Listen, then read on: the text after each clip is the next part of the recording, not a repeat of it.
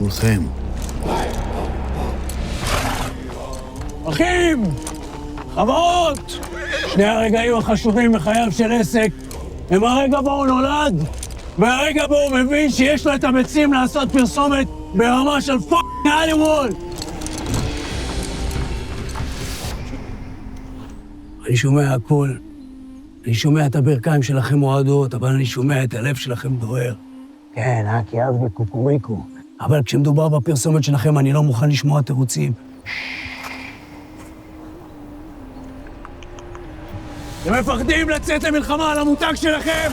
אוקיי, אז יש לי חדשות רעות. המלחמה כבר התחילה. צילום סינמטי, קריאייטיב שמעיף קרקפות, הפקה ברמה של הוליווד. כבר אמרתי את זה.